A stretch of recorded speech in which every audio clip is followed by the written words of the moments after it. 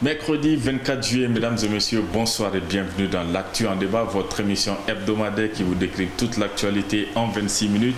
Ce soir, nous aurons une émission toute particulière parce que pour la première fois, il n'y aura pas de thème spécifique au Mali, mais notre premier thème va nous permettre de parler d'événements qui touchent directement le Mali. Ça va être le Niger, un an après le coup d'État du 26 juillet, c'est ça, exactement, du 26 juillet, un an après le coup d'État du 26 juillet. Ensuite, nous allons évoquer les États-Unis avec ce coup de théâtre, ce coup de tonnerre, en fonction de là où vous vous placez, de dimanche dernier où Joe Biden a renoncé à se porter candidat à la présidentielle du 5 novembre prochain. Avec moi sur ce plateau pour développer ces deux grands thèmes, M. Mokhtar Sow, directeur de publication de Mali Télé. Bonsoir, M. Sow. Bonsoir, M. Aïdara. Merci d'avoir accepté notre invitation. C'est moi qui vous remercie. Et M. Laya Diarra du Soir de Bamako. Bonsoir, M. Diarra. Bonsoir, M. Aïdara. Merci également d'avoir accepté notre invitation. C'est un plaisir. Alors, je vous le disais tout de suite, il y a un an, le 26 juillet dernier, il y a eu un coup d'État qui s'est été perpétré au Niger par le général Abderrahmane Tiani contre le président élu Mohamed Bazoum. Ce coup d'État a entraîné une série d'événements en Afrique de l'Ouest et même au-delà, dont on a encore aujourd'hui les répercussions et dont on entend encore de voir ce qui va se passer dans l'avenir. Une première question pour vous, Monsieur Sow, comment vous analysez toute cette évolution depuis un an et le coup d'État qui a été perpétré contre Mohamed Bazoum? Bon, moi je me dis que pour moi c'est plutôt la suite logique d'événements qui ont commencé depuis Bamako, enfin depuis le Mali, qui a failli prendre toute la zone, en tout cas Sahel, en tenant compte du Sénégal et autres pays. Mais bon, c'est le Niger qui pour le moment prend le bout des dernières actions. Mais quand on fait le point sur tout ce qui s'est passé au Niger et effectivement qui a impacté les autres pays du Sahel, le Burkina, le Mali et la CEDEAO aussi, on se rend compte que c'est vrai que bien que c'était un coup d'État et que des menaces ont été brandies, des sanctions sont tombées et tout, mais il faut reconnaître que c'est un pays c'est des autorités qui arrivent à gérer le pays, qui arrivent à faire développer les choses et à changer positivement les choses. Et puis, c'est côté Bazoum, c'est vrai que c'est lui qui a été démocratiquement élu, mais il n'est plus le président et il est poursuivi, je crois, en tout cas, il est susceptible de poursuite. Son immunité a été levée. Voilà, son immunité a été levée. Il n'a toujours pas démissionné de son poste jusqu'à présent. Ouais, bon, un coup d'État, ça n'a pas besoin de démission en fait. Quand on fait un coup d'État, c'est fini, quoi. On n'a pas besoin de démission. Maintenant, si on veut réparer les choses, qu'on parle de démission et tout, et je pense que le général Tiani, il a plutôt décidé d'aller en l'avant et puis oublier ce qui s'est passé il y a un an. Maintenant, c'est particulier parce que lui aussi, de l'autre côté, n'a toujours pas prêté serment non plus. Oui. Bon, vous savez, hein, moi, il y a des choses quand même qui me dérangent un peu quand on gère un pays à la suite d'un coup d'État. Ouais, un peu. Déjà, il y a une exception, premièrement. Deuxièmement, il y a des priorités auxquelles je pense qu'il faut plutôt faire face avant de penser à essayer de colmater ou d'essayer de trouver des formules pour normaliser des questions institutionnelles et tout, alors qu'on peut s'en passer. D'ailleurs, lui, il arrive à s'en passer grâce à un bon gouvernement qu'il a, un bon Premier ministre qu'il a. Et aussi, il a des partenaires qui arrivent à l'appuyer, comme le Mali, le Burkina, la Russie et tout.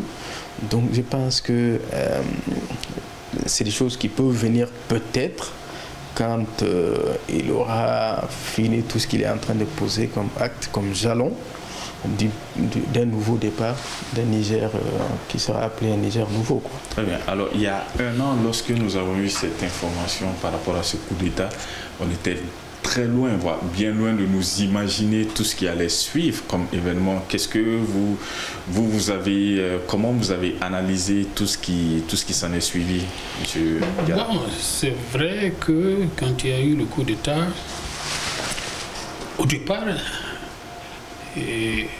à l'interne d'abord au Niger, c'est qu'il n'y a pas eu de répondants. C'est-à-dire les jeunes, la population de façon générale n'a pas accueilli favorablement l'avènement des militaires au pouvoir. Parce qu'il faut reconnaître que, à la différence du Mali et du Burkina, où il y a eu d'abord des événements qui ont conduit quand même au coup d'État, au Niger, c'est un 26 juillet, paf, on attend qu'il y ait des événements et que Bazoum est séquestré par sa garde présidentielle. Et la réaction de la communauté internationale a été immédiate. Vous avez vu ce que la CEDEAO a brandi comme menace. Et parlant aujourd'hui de la gestion de la junte nigérienne, un an après, il faut dire qu'aujourd'hui les défis sont immenses au Niger. Sous Bazoum, il y avait quand même une stabilité. C'est-à-dire le Niger, à la différence du Mali et du Burkina, ne connaissait pas, ne vivait pas en tout cas ces attaques, cette barbarie que les terroristes exercent sur le pays aujourd'hui. Sur le plan économique aussi, bon, il y a un espoir qui se dessine, mais tout n'est pas rose, contrairement à ce qu'on essaie de faire croire. Et moi, je crois que le 26 prochain, en principe... Il y a une brouille aussi avec le voisin béninois. Avec le béninois.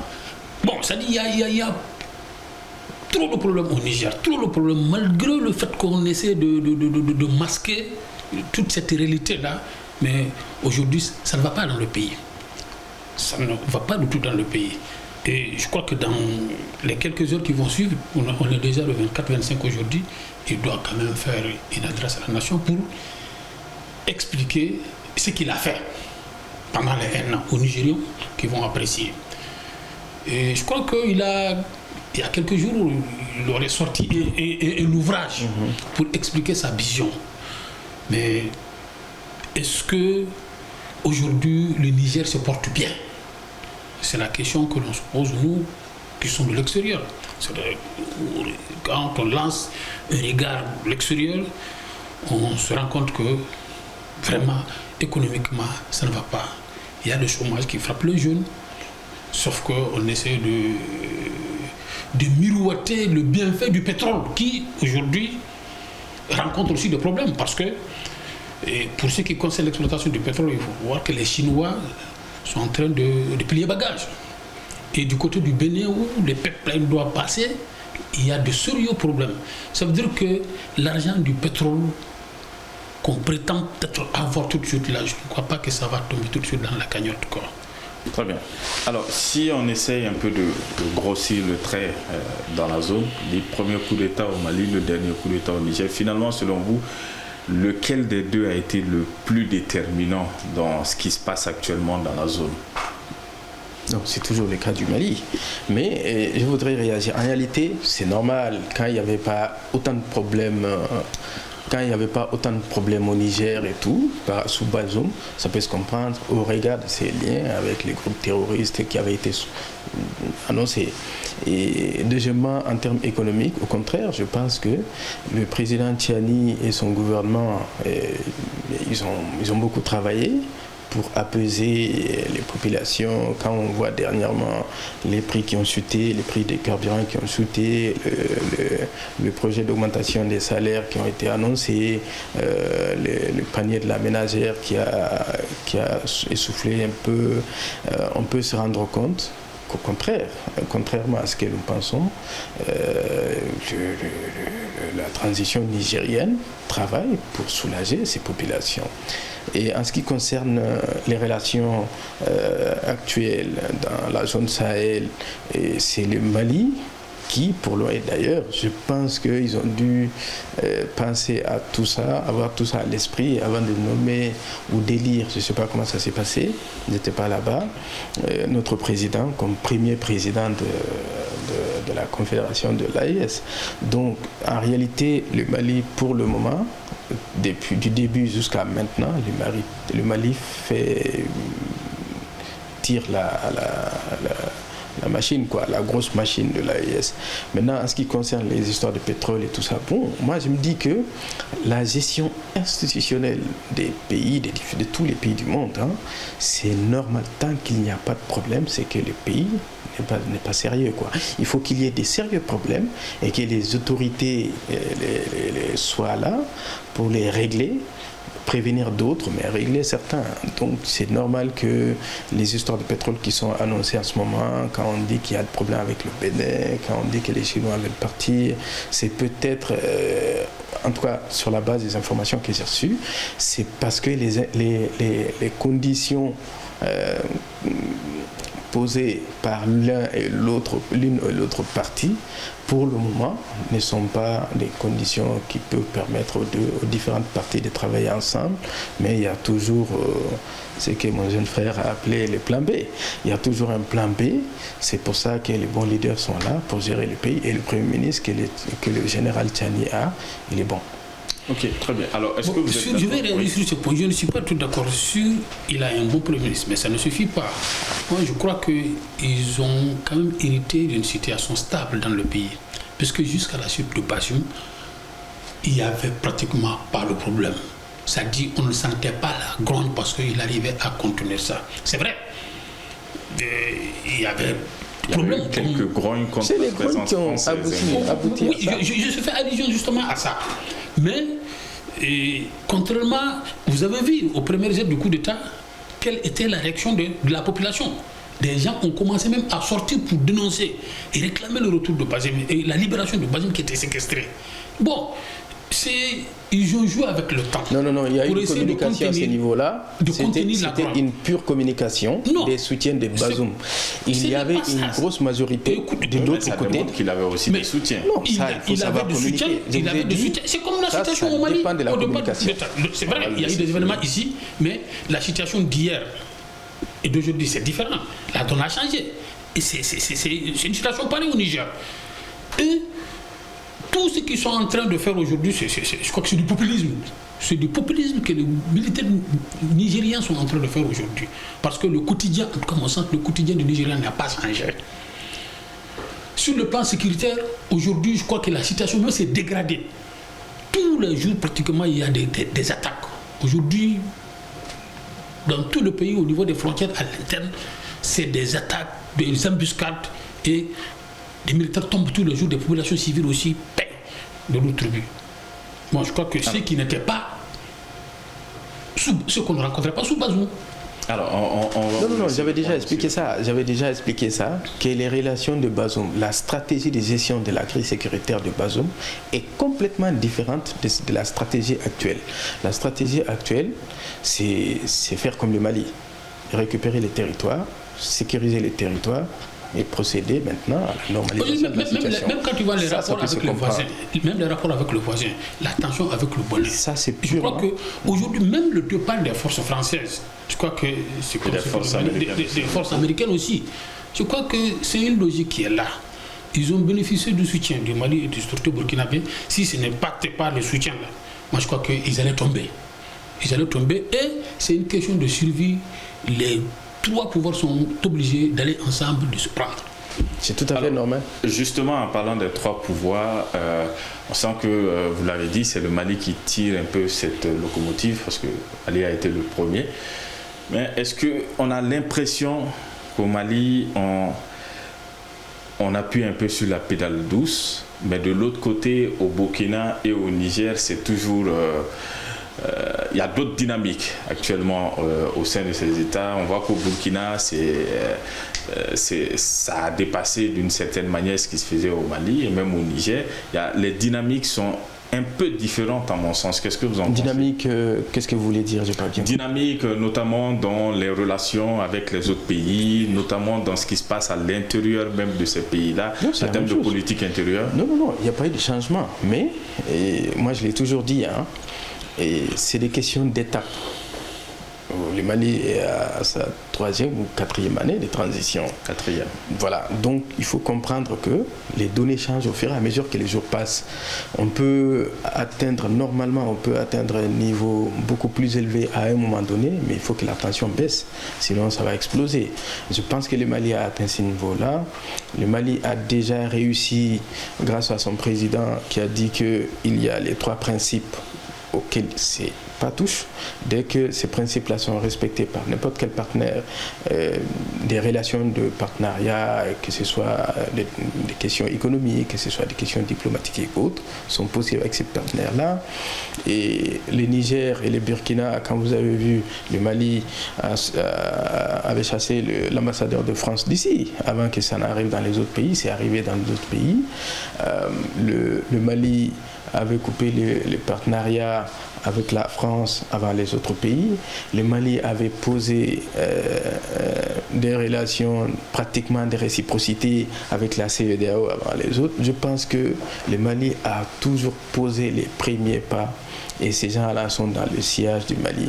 Maintenant, en ce qui concerne l'actualité, je me dis que les autres pays là aussi, comme le Niger, le Burkina Faso, et d'ailleurs pour moi, ils sont beaucoup plus souples que le Mali parce que même si il y a ce que lui il a appelé les discours populistes par les présidents ou par les autorités, il y a quand même un travail sérieux dans les coulisses qui permettent à ces pays-là, le Niger et le Burkina, de continuer à recevoir de l'appui de la communauté internationale, ce qui n'est pas le cas du Mali. Cela vous semble correct? Bon, et ça, le Niger, ce qu'il y a, vous avez vu que pas plus tard que la semaine passée, le Niger a eu 80 millions de dollars. Oui, avec du Fonds monétaire mondial. Décaissement immédiat. Bon, vous avez vu aussi pendant que la semaine dernière, ils ont fait une annonce. Oui. La célébration du coup d'État, la date anniversaire du coup d'État. Mais je ne sais pas si ça va être le jour de férié ou pas. C'est pas le mimétisme, toi. Tout ce que le Mali, c'est comme notre journée de la souveraineté. C'est comme ça eux aussi déclarent le 26, célèbrent l'avènement du coup d'État, pour en faire une fête légale. Après, il ne faut pas oublier que 26 mars a été fêté, a été fait fériériser. Bon, c'est pour ça que quand on fait l'avènement d'un coup d'État dans un pays, je crois que c'est insensé à mon sens. Ça n'a vraiment pas de sens. Très bien. Dans ce cas, on va passer au deuxième thème de la soirée rapidement. C'est les États-Unis où dimanche dernier, à la surprise générale, même si la pression était forte, le président actuel et futur ex-président Joe Biden a renoncé à se porter candidat face à Donald Trump pour l'élection présidentielle de novembre prochain. Déjà, première question, votre réaction par rapport à cette annonce, est-ce que vous avez été surpris? Est-ce que vous vous y attendez finalement? Au contraire, c'est quand, pour moi, c'est quand il maintenait sa candidature qui allait me surprendre. En fait, il a fait son temps.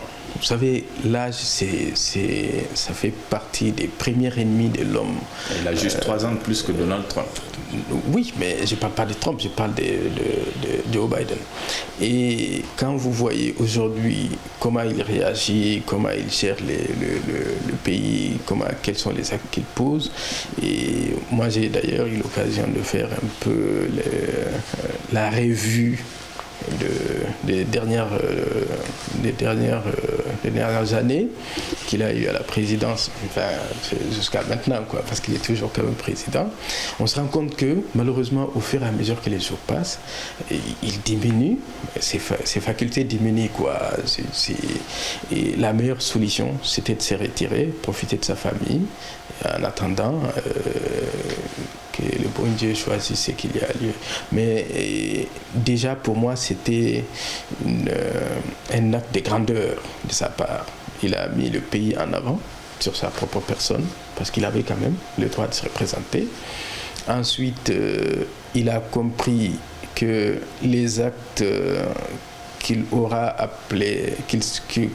dû être appelé à les poser, peut-être qu'il ne serait plus en mesure de le faire, et pour ne pas prendre les risques, il préfère jeter l'éponge dès maintenant. Très bien. Alors certains estiment que son retrait était inéluctable, mais qu'il a pris beaucoup trop de temps. Est-ce que vous partagez cet avis? Bon, effectivement, mais finalement c'est les pressions qui ont eu raison de son obstination. mais puisque les appels à la renonciation venaient de son propre camp, du camp des démocrates. Et moi, je ne suis pas surpris, parce qu'au regard même de sa prestation lors du face-à-face avec Donald Trump, on a vu en lui un monsieur vraiment fatigué sur le plan l'âge qui a avancé, et puis mais aujourd'hui, même sur ses capacités même à diriger le pays, quoi. Mais je crois qu'il a fait, c'est une décision sage. Sa décision de se retirer de la course, je crois que c'est une décision sage. Mais vous avez vu, il a pris le devant parce qu'il a déjà porté son choix sur Kamala Harris, sa vice-présidente, en tout cas pour briguer la candidature, quoi. Qui a toutes les chances, il appartient maintenant toutes les chances à la convention s'il a investi, mais je crois qu'il a toutes les chances quand même de réussir, quoi. Mais une élection américaine n'est pas gagnée d'avance, quoi. Ouais. Mais est-ce que, M. Sow, vous pensez que ça rabat les cartes finalement? Forcément. Parce que on avait vu que lorsqu'il y a eu la tentative d'assassinat de Trump, certains disaient déjà que c'était la voie royale pour lui pour devenir ou redevenir président des États-Unis. Est-ce que vous pensez que nouvel adversaire en face, ça va forcément rebattre les cartes? Non. Bon, moi, j'ai pas cru à ça, parce que pour moi, l'électeur américain, ce n'est pas l'électeur malien ou sénégalais. Je veux dire, eux, l'émotion n'a pas assez de place dans ce qu'ils font. Pour les Maliens, être trop humain, et puis il peut. Mais en ce qui concerne ce qui s'est passé avec les cas Donald Trump, bon, déjà, il y a un très sérieux actes qui sont toujours posés dans les investigations judiciaires là-bas et tout. D'abord, il faut chercher à savoir qu'est-ce qui s'est passé, c'est ce qui est en cours. Et après avoir su ce qui s'est passé, les sanctions vont tomber. Et je pense qu'à partir de là, le processus prend fin là-bas, quoi. Il y en a déjà eu, puisque la secrétaire, exactement, qui a chargé la directrice de la sécurité, elle a déjà démissionné. Bien sûr. Mais ça va aller au-delà de ça, en fait. Maintenant, en ce qui concerne les élections, il y a deux niveaux d'électeurs chez eux. Donc, il faut tenir compte de ces différentes voies-là, et puis voir que Donald Trump ne doit pas se mettre en tête que c'est déjà fait, mais Kamala Harris a toutes ses chances. Alors, dernière question à tous les deux. Connaissant les spécificités des États-Unis, est-ce que vous pensez que l'Amérique est prête à élire une femme, qui plus est une femme noire comme présidente? M. Diarra? Bon, on a vu le cas de Hillary, la candidature de Hillary Clinton commence à se terminer. Et moi, je crois qu'aujourd'hui, il faut voir ce que l'arrivée, le retour en tout cas de Donald Trump au pouvoir peut avoir comme conséquence d'abord pour les États-Unis et pour le reste du monde. Et moi, je crois qu'il y a beaucoup de facteurs qu'il faut intégrer dans l'analyse pour voir les chances de Donald Trump de revenir encore. Kamala Harris, je crois que déjà, elle a d'ailleurs le soutien de beaucoup de gouverneurs. Et je crois que même sa première sortie, sa première prise de parole, elle rassure. Elle rassure par le discours. Et déjà, une des actions qui vont être au cœur de la campagne, je crois qu'il l'a déjà annoncé. Et voyant ce qu'un retour de Trump peut produire, d'abord sur la marche des États-Unis et sur la géopolitique mondiale, moi je crois que Kamala Harris est un bon joker. Est-ce que vous pensez qu'elle a ses chances en tant que femme noire? Il a éludé un peu la question d'être élu. il a opiné, quoi. On voit que s'il était américain, il aurait voté Kamala Harris, quoi, direct. En fait, s'il faut aller sur les points de son analyse, je pense plutôt que le retour de Donald Trump aura beaucoup plus d'impact positif pour l'évolution mondiale que la continuité de Biden, parce que Kamala Harris va continuer la politique Biden et Joe Biden, il a laissé l'Israël continuer à massacrer la Palestine et il est intervenu jusqu'à un niveau extrêmement serré dans la guerre contre l'Ukraine. La dernière fois, pas plus tard que la semaine passée, ou c'était cette semaine d'ailleurs, les Russes ont intercepté des bombardiers américains. Et donc, il faut... Et Donald Trump, il avait déjà annoncé que si lui vient, il va mettre un terme à tout ça. Maintenant, comment il va le faire? Ça, c'est extrêmement important. C'est la question. Ça, c'est extrêmement important. Pas la guerre israélo-palestinienne. Parce qu'apparemment, il a des relations très étroites avec Benjamin. Non, Tel Aviv. C'est clair, qu'il va gérer ça. Oui, parce que lui, il avait fait déménager l'ambassade américaine. Oui, mais il a dit qu'il va régler ça pour lui-même. En 24 heures, il va finir la guerre en Ukraine. Et mais sa position avec Tel Aviv, ses rapports avec Tel Aviv sont connus. Donc ça veut dire que, au contraire, moi je crois que ça va plutôt permettre à Israël, Netanyahou, d'accentuer la pression et les offensives contre Israël. Et moi, non, on ne peut pas faire pire que ce qui est en train de se passer en Israël, en Palestine en ce moment. La seule chose qui était possible, et moi je crois que je le dois que ça arrive, c'est que la communauté internationale se réveille et prenne des mesures pour que ça s'arrête. Et je pense qu'avec le retour de Donald Trump, ça peut arriver. Alors, très bien, monsieur, on va suivre tout cela dans les semaines à venir, Inch'Allah. Merci à Mokhtar Sow, directeur de publication de Malikile. C'est moi qui te remercie. Merci à monsieur Ilaya Diarra du Soir de Bamako également d'avoir été sur notre plateau. Merci à vous, très chers téléspectateurs, de nous avoir suivis. Ce fut un plaisir. À mercredi prochain, Inch'Allah. Bonne soirée à vous.